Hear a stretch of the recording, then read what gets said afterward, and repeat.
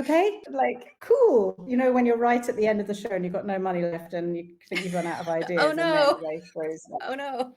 a grenade into the room like that. But it's worth waiting for.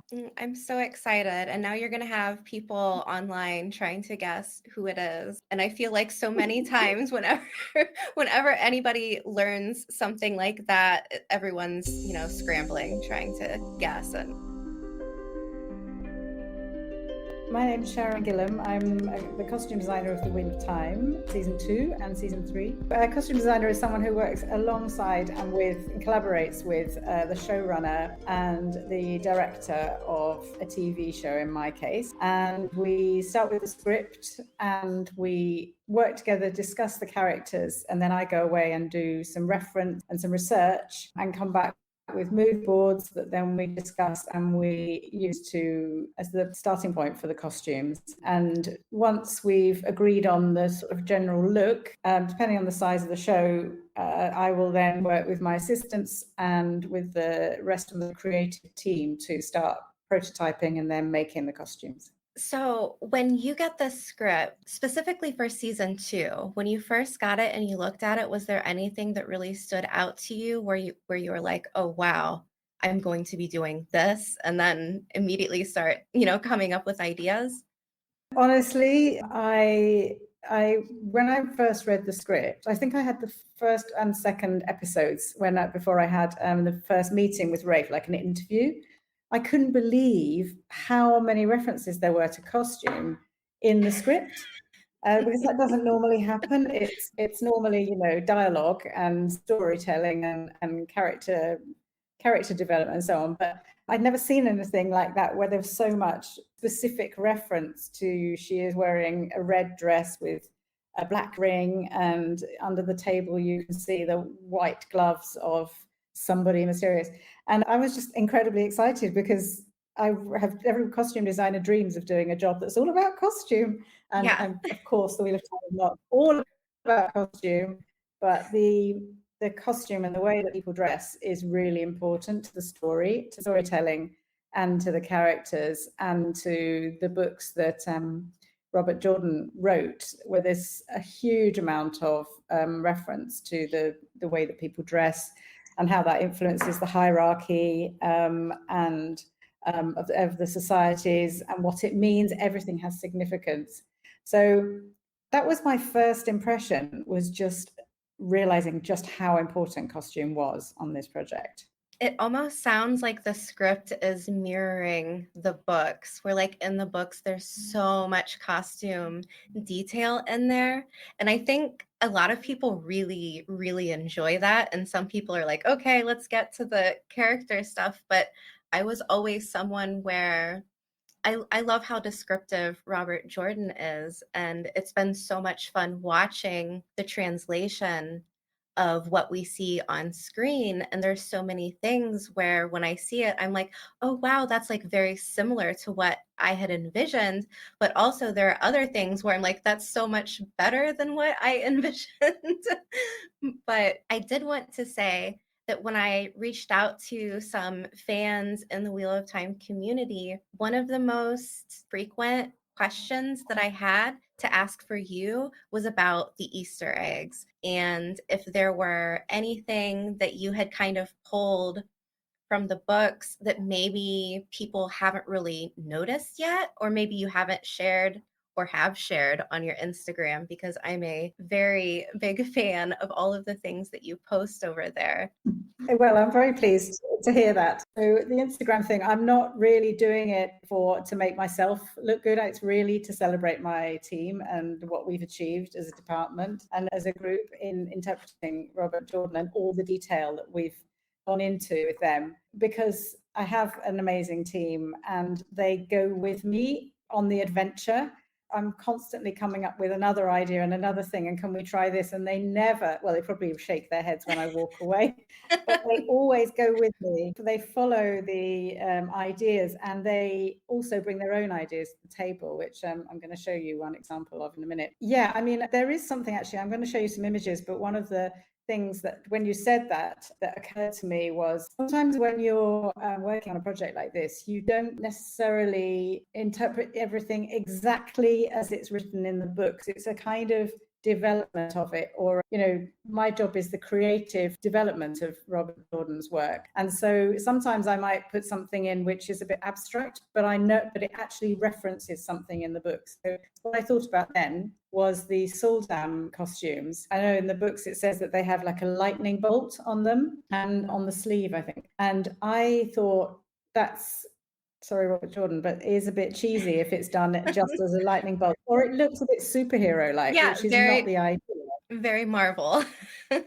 Yeah, exactly. So I wanted it to be more real and sort of incidental, but referenced. So they have got on their shoulder, I think, on their uniform, a sort of a flash of a kind of copper color, and that was my referencing the lightning bolt from Robert Jordan's descriptions. And there's probably loads of things like that I actually can't remember now, but I've got a few things to show you. So I'll show you them on this little document that I've made. Yes. So this is Moiraine at the beginning of the season. This is something that I've shared on Instagram, but this is Moiraine when she's lost all her powers at the beginning of season 2. And she's had all the color taken away from her costume to show that she's no longer the sort of supreme Aes Sedai that she was. And they're in Arafel, which is Alana's family home. And I wanted to give her something that was sort of ethnically interesting and appropriate for the culture, which is this little kind of bodice overlayer thing, which I bought in a shop in England, where it wasn't a shop, sorry, it was a man's house who collects vintage textiles, and he puts them in bin bags around his house. And he said, have you got anything Japanese? Yes, exactly. Or anything Tibetan? He runs upstairs and comes back down with this huge pile of beautiful things. And I found this piece, which we've dressed like this. I'm not sure if that is actually the correct way, but anyway, to give a sort of layer, a like kind of working layer for her, something for her to rest the bucket holders on her shoulders. And as you can see on the right hand side, there's these little red tabs that were just part of that piece of clothing. And when I showed it to Rosamund, she loved it. It was the first thing I showed her when I met her for the very first time. And she put it on. She was like, wait, let me see what it looks like. Take photographs. Let me have a look. Anyway, so she loved this piece of clothing because it had so much character to it. And she said, why don't we use a blue tab instead of a red tab, so that it's as if Moiraine has a little scrap of her blue Aes Sedai self still close to her heart, kind of thing. But I don't know if people saw it or not, but it was definitely there. And it was meaningful to Rosamund as Moiraine as well, for her character. I love that she's able to collaborate a little bit. Oh my goodness, she really does collaborate. She's a fantastic person to work with, because she is, I'm sure you know that she's really interested in the books. She's done audio versions of some of the books. And she is incredibly knowledgeable. She's incredibly intelligent, and she's very collaborative and very interested in costume, like really, really interested in costume. And she sees every detail, which is like a joy for a costume designer, because it's such an interesting process. And then the next one is another Moiraine one. I have talked about this before, but this is her costume at the very end of season 2, where she's on the beach in Falm channeling to destroy the Seanchan ships. Seanchan ships. And so we made her this costume because, when you're designing a series like this, you don't have all the episodes at the beginning. You get them gradually. So you don't really know what's going to happen. You have to just trust your instincts, really, in order to still have ideas in the bank for when you get further down to that point. And so we'd made this costume for the Sun Palace in Cairhien, which is a completely different location to this, where she had to be very formally dressed because she went to meet Seanchan. So she had like a kimono jacket over the top of this skirt and this blouse with the big sleeves. Typical of the Cairhien look, the culture of Cairhien is that French and Japanese. And I used these big balloon sleeves, which were kind of referencing French traditional costume. And anyway, so that was all part of that iconography of that look of Cairhien. And then as we received the scripts, I realized that she was going to be in this scene at the end where she suddenly found her powers. I thought it would be really nice if symbolically to show how she's found her powers again, that the thing that she's wearing underneath this costume mirrors the beautiful shoulder piece that Rob Goodwin made for season 1 that everybody loved, and obviously with absolutely huge respect to him and pieces, because that is such a beautiful piece of costuming. And so Karen Ferry, who's my cutter, used the original shoulder piece and made this bolero that she wears on top of the blouse, so you can sort of see the connection between season 1 and season 2 through that piece of costume.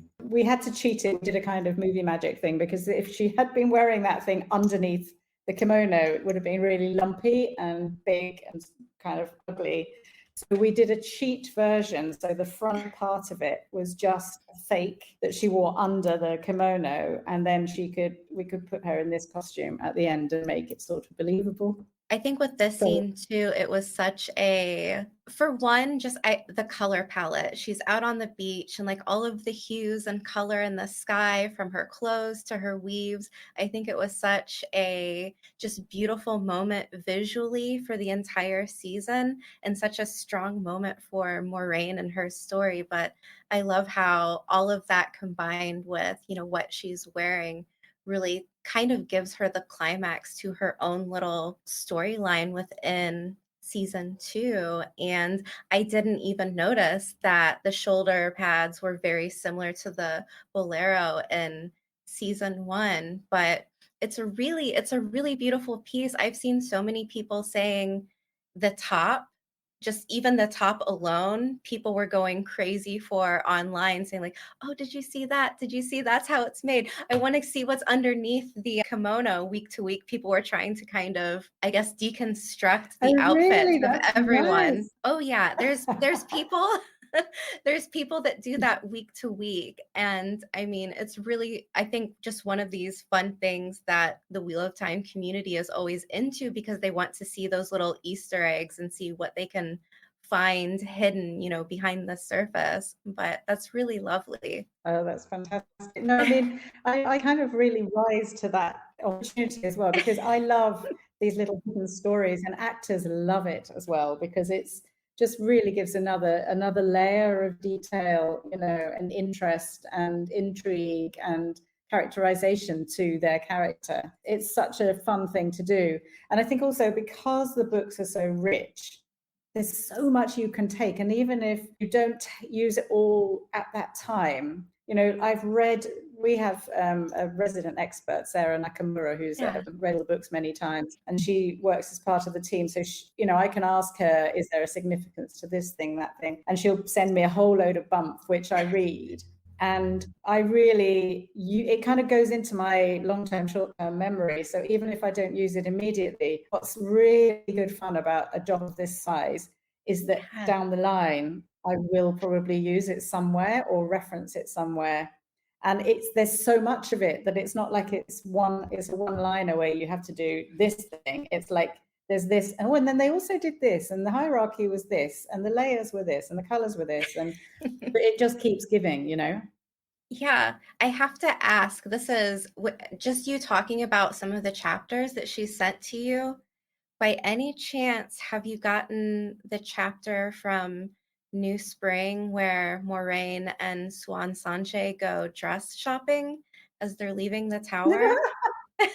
No. Oh my God, that needs to be a very next season.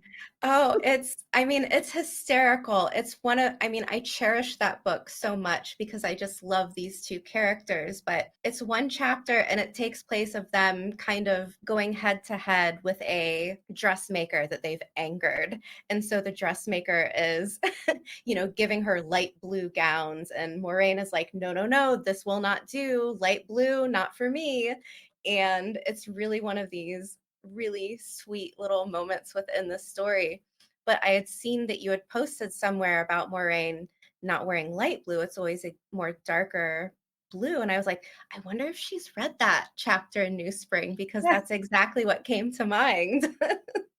Oh, how funny. No, not at all. I hadn't read it, but I mean, I think that in Cairhien, it says in books that they wear darker, the higher the status, the darker the clothing, which is why, and she was in dark blue in season 1. So I think I automatically assumed that as she'd grown older, she had worn darker clothing, and also and older and more serious, actually.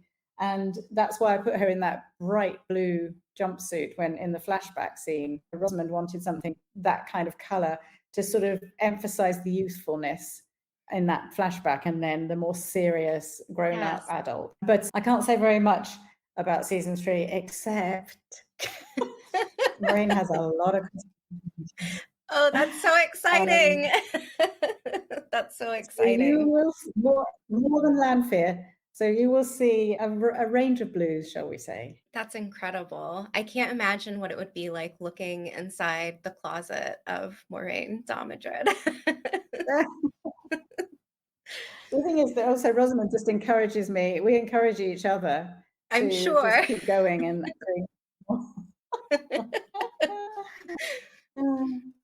so this is another Moiraine one. This is another one I have spoken about on Instagram, but this is a shoulder piece, another shoulder piece that Moiraine wears when she leaves Cairhien and goes to find Rand, and then finds him and disappears off. Oh, is it before Cairhien? It is, isn't it? Just before. So anyway, again, we wanted just this idea of Moraine's iconic look is with a shoulder piece of some kind that gives her that kind of gravitas, but feels quite functional. This, in this case, needed to feel a bit more functional. And she's horse riding, and she's running. There's lots of action, so it needed to be something that was, much more fitted to her body and so on, and kind of less elaborate in the shape. Yeah. And I like the idea of her having a kind of holster, like a gun holster, because she doesn't carry a gun, obviously, and she carries a knife in this. I know that's quite revolutionary. Well, she always has a knife, doesn't she, actually? She has a dagger.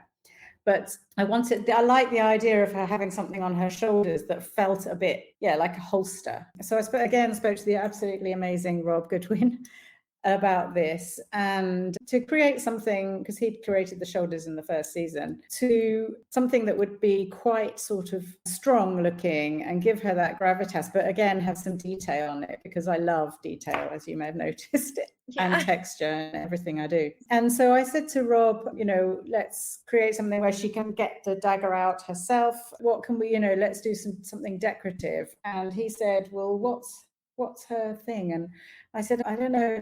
We were looking at sort of tattoos that these particular group of, I think they're Japanese gangsters have, that go right across their back, that are in the shape of birds. Rob came up with this idea, and he said, this is interesting. And I said, oh yeah, that's beautiful. Let's have a go. So he said, oh, I'll do that then in leather. Just do that. And he made this beautiful thing, which is like a bird's wings going across her back, and the wing of the bird coming down where the dagger goes in. We showed it to her, and she went, oh, how did you know that my way of channeling is like bird movements, bird-like shapes, creating bird-like wing shapes? And we were like, we didn't know that, but how fantastic. And again, it's almost like just in sync somehow, in the ether, these ideas are bubbling away, and they just kind of floating past us, and we pick them up, and they happen to be the appropriate thing. So that was a really lovely kind of coming together of our ideas and her ideas without even talking about it. Yeah, and that works so well for this episode too, because she really does take flight. Her and Rand are kind of off, and they're really going. Exactly. Okay, now and then moving on to Nynaeve. This is an example I was saying earlier about collaboration with my department and people bringing stuff to the table almost without being asked, as well as really understanding my love of certain things and layering and textures and detail and so on. And so this is the flashback when Nynaeve's in the Arches, and she's living very happily with Lan and her little daughter. The Two Rivers, one of the things that Thesis established in season 1 is the Two Rivers has embroidered, and it says it in the books, has embroidery on their clothing. So we wanted to do like a sort of stylized, beautiful bit of embroidery on Nynaeve's little jacket here. So I said to Lily Bailey, who's the graphic artist and textiles guru, queen of textiles, could she come up with an idea for using some flowers to just create this embroidery that we then actually partly printed onto this costume and partly embroidered on top? So she came up with the little idea, the little image on the right, which is her graphics file for this. And with the explanation, she said, oh, I thought it'd be nice if we could have some healing plants from the Wheel of Time books in this embroidery, as she is a wisdom, and that all makes sense, and these plants would be meaningful to her. And I just went, oh my God, Lily, that's so fantastic. If you hadn't thought of it, I hope I would have thought of it.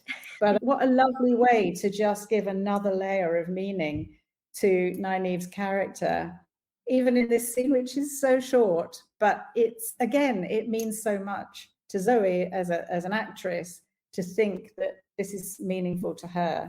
And it's very obscure. Like, this is a real Easter egg because, you know, you hardly see it. It's all action, most of this sequence.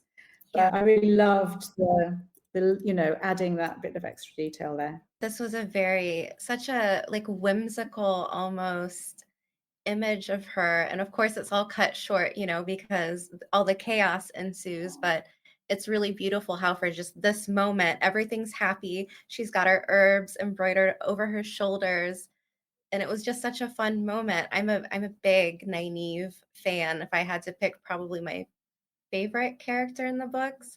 So anytime she gets to smile and be happy, I'm very happy. But this was a really beautiful look. I know. It's so hard. It's so hard. I know.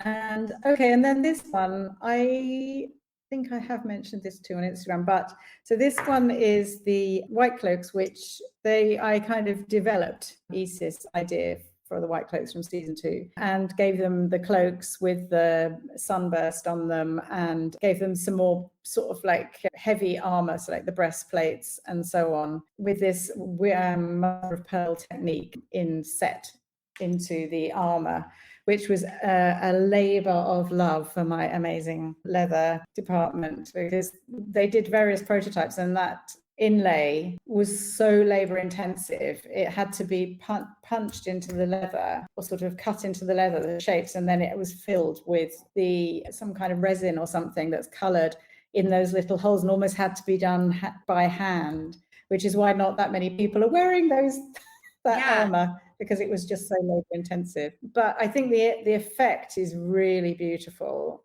and rich and not really like the armor that you've seen elsewhere, because I was inspired by, you know, all this very sort of 12th, early like medieval armor that's very engraved and beautifully decorated. That was where all these ideas came from. But I was thinking, well, how can I do that but something different, and something kind of Wheel of Timey, which is almost not possible, not real, but feels quite real. So that's that. And then that's not an Easter egg, really. It's just a process of how we made it. But the Easter egg in this is that Eamon Valder is a questioner. And for the questioners, I wanted to give them something different from the other White Cloaks. So his pauldron that he's wearing on his shoulder and the belt that he wears, or maybe they all wear, has a buckle on it with a man's face that's looking in 3 directions at the same time, because they're hunting for Aes Sedai. And the inspiration for that came from this picture in the middle, which is a sculpture in Prague of Kafka's head that rotates. So it's a solid sculpture, looks like a solid piece of metal. And then once every hour, it starts to rotate so that all those different layers start to move independently. So it becomes very abstracted, but it also looks like he's looking around in different directions at the same time. And I walked past this sculpture loads of times and I was so intrigued by it. And it just dawned on me that it would be great for the questioners to have that as their sort of symbolic, we are looking everywhere for you. That sort of terrifying and strange and weird kind of way of presenting them as aggressive women haters, as they are. And then that's on the left hand side, the armor there, which kind of sort of slightly disappears when you see it when it's got all the mother of pearl on it. But so the end of the shoulder strap is like an eye, and the sun of the white cloaks, which isn't there, but they have like a metal badge that hangs from that position, like an eyeball, like looking out there and looking all the time. I love that. I mean, the questioners are terrifying, frankly, terrifying. But I love that you pulled from architecture within Prague because, for one, like it fits, the eyes and everything. But also, it's a really nice kind of homage to the city that you're spending so much time in with, the cast and crew and everyone being there.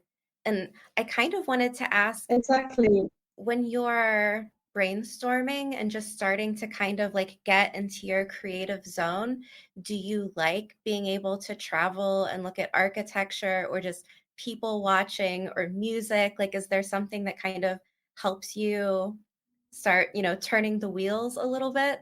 All of those things. I think my stepfather used to say, chance favors the prepared mind.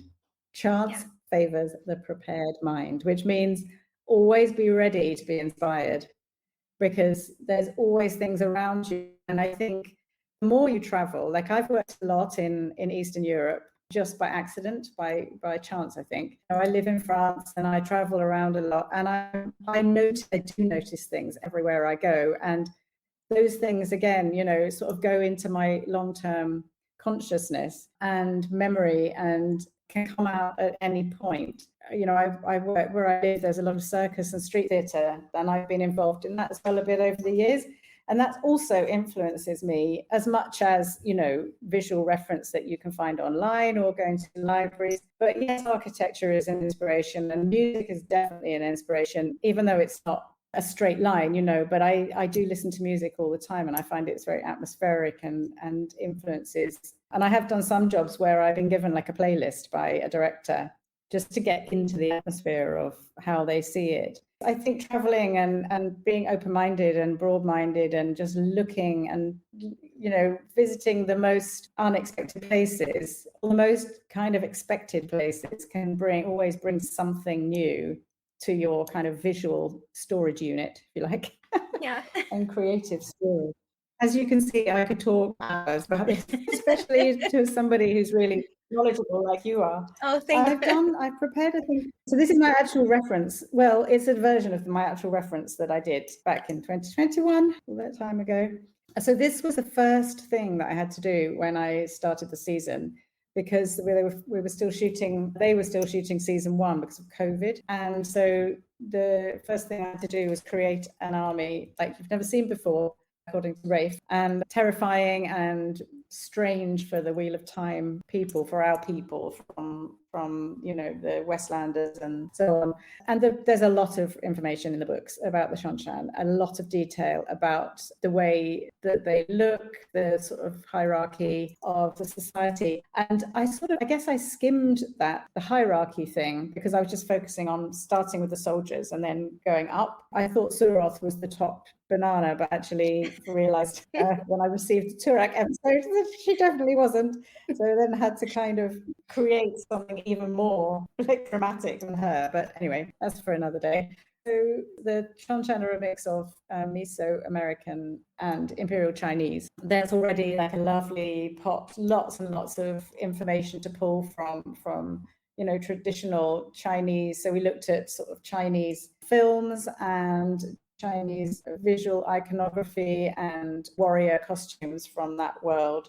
So really focusing on the look of the armor. And then the Mesoamerican side, we used the color palettes of the Mesoamerican world. So the sort of turquoise and rust colors, and this kind of color palette here, which is that kind of beautiful oxidized color that metal has when it goes rusty, and the green in there and the turquoise all felt like that was quite strongly referencing the Mesoamerican world, but at the same time, the Seanchan arrive on ships. So I wanted them to, this also sort of made sense to me, that their colors would come from that rusted metal kind of world as well. So that was quite a strong idea that I had straight away. And I think, as with all the cultures in the Wheel of Time, you need to differentiate them via their color palette, because otherwise could get very muddy and very unclear about where the young people are. So the shapes, the silhouettes of the clothing, and the particular iconography for each group has to be very clear and very strong. So this is the color palette. We also used references some of the textiles of the Mesoamerican world. And because, again, I knew I had an amazing textiles department who could print onto fabric and then create these patterns that we could use in all different levels of society and embellish with gold for the higher levels.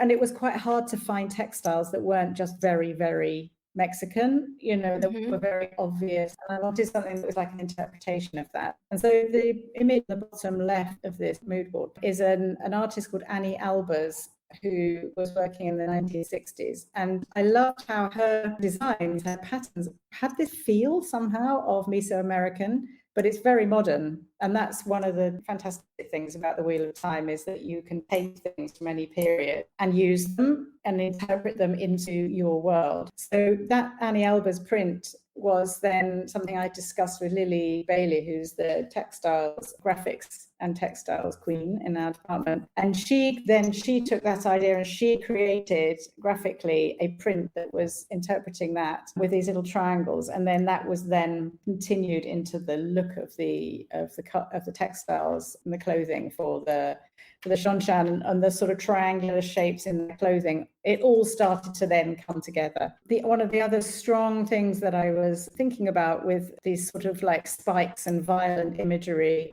to make the Seanchan really scary, and this whole idea of them being insect-like, which I'll come back to later, that's in the books. And then I sort of, with these spikes and so on, came this idea of scales and that kind of reptilian feel. So this also extended into this reptilian feel, which made them feel quite alien and strange and weird, and also went quite well with the Annie Albers triangles shapes, which we were using in the textiles. So this was, again, some more of the reference, the Chinese armor, where you can see those sort of spikes in the armor. And I started to see this thing about texture in armor, like 3D texture, which then became what that twisted leather shape, because it's aggressive looking and very intricate, which I think is important to show the sophistication of the Seanchan. This is so cool. Fantastic. And then the images on the right, this sort of insect-like feel, which I found from some fantasy stuff, the one in the middle, and then obviously your actual insect on the right, and all of these. So that's kind of the Death Watch helmets are a bit like influenced by that, but I think this also very much influenced Sura as well, with these sharp points and aggressive spikes and so on. This was some other things that came from the research into the Mesoamerican world. And these, with my assistant Esther, and also the illustrator Sharon, who gets very involved as well in developing ideas and taking my ideas for a walk too. And we came across these strange face coverings that were from, obviously these aren't real drawings, but they're interpretations of things that have been found. And I just loved the strangeness of these things that are covering their mouths, particularly because, the whole thing about the Seanchan that's so interesting is that the hierarchy means that the people at the top of the hierarchy don't speak, and they have their voice who speaks for them. And the power of that, of, not speaking when you can, is really interesting, actually, because it just shows how much control they have. And so this gold mouth stopper thing, or this thing of covering the mouth, became really interesting to me as an idea for, and I know it was caused a bit of a sensation and lots of people didn't like it, but there was absolutely a reason behind giving them those gold mouth stoppers, because it just really emphasizes the Seanchan are in control of them. They do not have a voice. They have nothing to say. They are nothing. And I thought that was a really strong image. It's it's very eerie to look at. The Seanchan in general, when we first saw, I guess it was the first images of the Seanchan that were released to the press, everybody was like, wow, wow, they really went there. But I think too, the army, the way that the army is presented, so otherworldly, almost science fiction, but then there's also this kind of familiarity with it, looking at some of the cultures that you've pulled from, and then you're combining some of these other pieces like the mouth cover, and it looks like this middle piece here inspired maybe the Seanchan guards, the Death Watch, perhaps, kind of this Yes, shape exactly. Yeah. over the mouth. And it was just such an incredible thing to see, because I think for a lot of people going into the Wheel of Time and not having any idea what the books are about, it feels like this very typical fantasy story. And then in season 2, you kind of just like really kick things off and you're like, no, it's much different than that. Like there's these very bizarre cultures and there's these very terrifying people that just, it feels so other, like you were saying. And I thought that was just one of the Exactly. really fun things to see on screen for the people who are expecting, like a traditional fantasy. And then it's like, no, just wait, just wait. Yeah. Exactly, that's it. So it's like a really interesting mix of some kind of real world. So it was always important, and Rafe always said this all the way through, is it has to feel real, and that thing has to have a function. Whatever you give them, it has to have a function behind it, or a reason for it. And he would do that to me a lot at the beginning. And it's great when you have somebody who's very clear like that, because I think the result is something that is familiar but not familiar, but you believe that it actually exists, and you start to go into like, this is a real place and real people and real armor, not something that's been invented. And that's really, I mean, that's like the best thing that I could hear, because that's what we were really aiming for, is to try and make it feel grounded and strange. Yeah. This is a little thing, actually. Actually, it's a bit of an Easter egg. During this season 2, they were talking at one point about having grolms, aren't they? Yes. The Seanchan kind of creatures that are part feline and part scaly. They're scaly, and that's probably where the scaly thing came from, actually, as well. In the costumes, I've just remembered that, because they have scaly bodies, don't they? Yeah. So I wanted at one point where they were going to have them as like, VFX creatures, but they didn't have enough money. So on the Andre had made this ship with this Grolm's head on the front of it, and I thought it would be great if we could have that in the costume somewhere. Like they have often. Well, in that image in the middle, there's sort of, what do you call it, like a kind of badge, for want of a better word, that has the symbolism of the culture there on the, as a sort of showpiece. The Seanchan soldiers have a Grolm's head here, like as a tablet thing on their chest, which I've never spoken about that before, and I don't know if it's how obvious it is, but it's definitely there. I know a lot of people were kind of looking at, in season 1, when the ship comes in, we had all of the imagery of, the Seanchan creatures.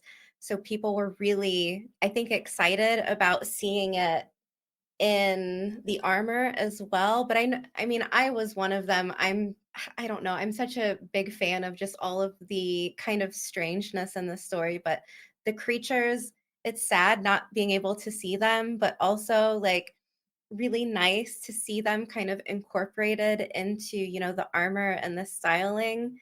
So that's like a really nice little love letter to the fans, I think. Oh, okay, good. Because I think this, it's an enormous show, The Wheel of Time, but it's also Yeah. It's very ambitious, and it's not, it has a big budget, but there's a limit to what they can do and create. And I think the VFX is amazing in season 2 and season 3. Andy Sprague is a genius, but there's a lot to do, and I think it is, because I think Suroth was going to have like one, a Grom with her sort of like tugging at the leash or something, and it would have been great. But anyway, I'm glad that it was noticed and appreciated anyway on the costume.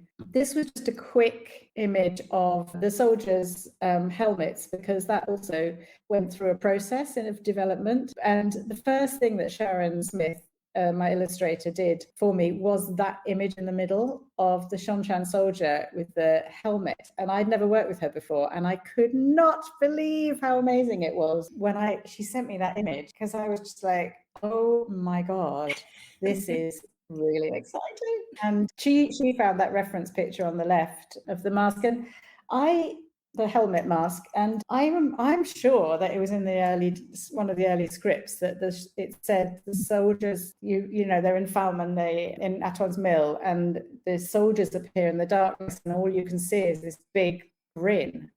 And I interpreted that literally maybe as part of the helmet, because Rafe has said to me afterwards it was my idea, but I thought it was in the script anyway.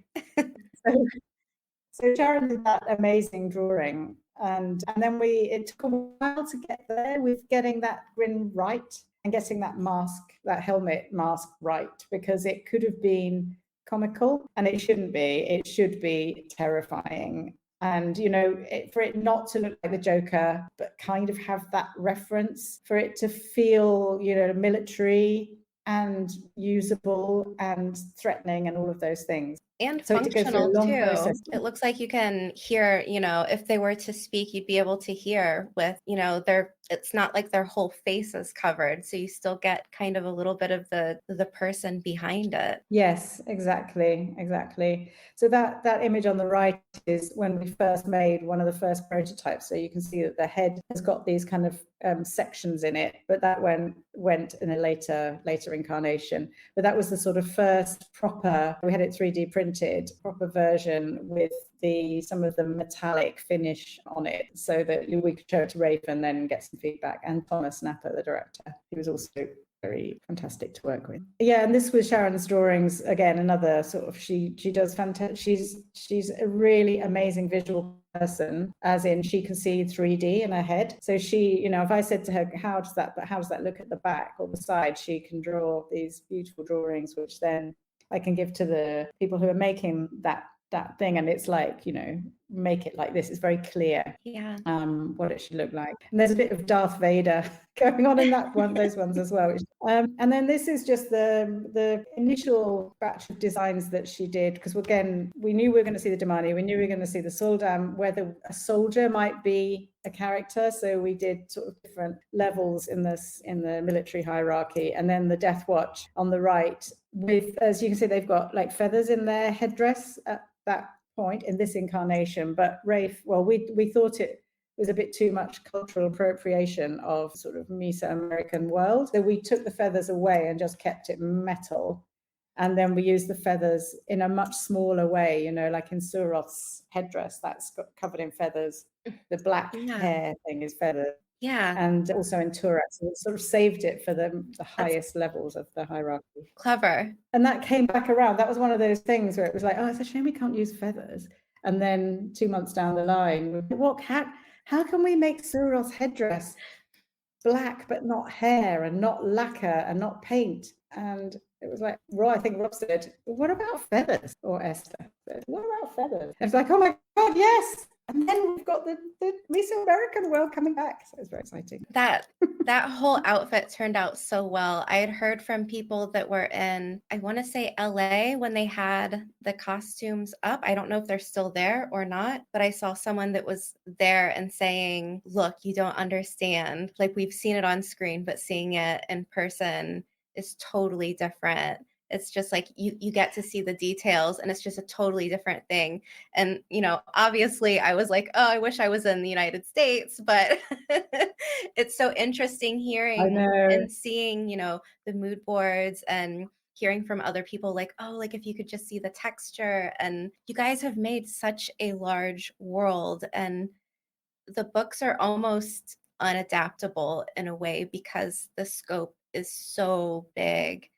But I think that's one of the really brilliant things about everything that you see in the show, is that you really get a lot of visuals, and you and your team are pulling from so much, and it's really just wonderful to see everything and how it comes together.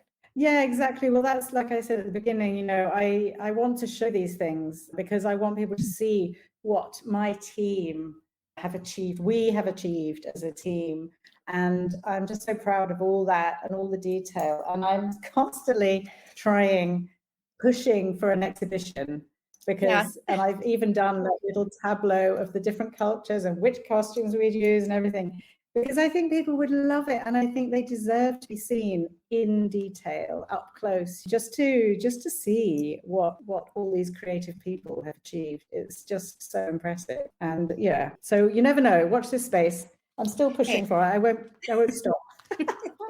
So before I let you go, I wanted to ask you if there was, and this is hypothetical, by the way, if there was maybe a character from the books that we haven't seen, or just, anybody, I guess really anybody, where if you just had unlimited budget, you could do whatever you want. Is there a character that you have something like that in mind for? In the Wheel of Time books? Yeah. Or just a character that we've seen before. Not a character that we've seen before. Okay. Say that again, sorry. Okay. Do you mean, because I haven't read the books. I haven't read the books, so I only know what we've filmed, what we've shot. Okay, so how about this?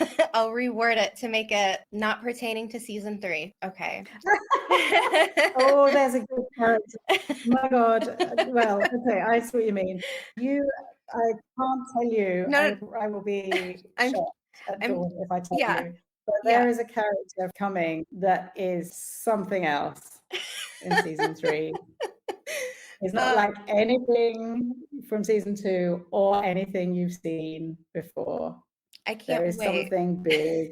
And it was a major collaboration between me and the makeup effect department. And it's one of those ones where Rafe goes, oh yeah, by the way, there's just this really, really important, really highly complex character that's coming for one scene and one scene only in episode 7 or something, or episode 8. Okay, like cool. When you're right at the end of the show and you've got no money left and you think you've run out of ideas. Oh no. And then Rafe throws oh no. a grenade into the room like that, but it's worth waiting for. I'm so excited, and now you're going to have people online trying to guess who it is, and I feel like so many times whenever anybody learns something like that, everyone's scrambling trying to guess and make a puzzle out of it. But but that's fun. It really is. It really is. I honestly just wanted to say thanks for joining me. It was really so nice just to sit here and get to pick your brain about all of this. And again, I wanted to say congratulations on the For Your Consideration nomination. That is so cool. And I hope to get this video out soon so people can see more of your process and inspiration. And it was really, really lovely. Thank you. It's a pleasure. And yeah, I mean, like I said, I feel so much more confident talking when I've got visuals in front of me, and I remember, and I'm much more able to remember all the detail. And yeah, I mean, I'm very excited. It's been great going to the States a few times for the FYC stuff. I've never done it before, and it's absolutely terrifying. But it's very exciting, and whatever happens, I feel like we've had a chance to show the costumes in reality, as well as just going out there and meeting some of the fans. It's just been brilliant.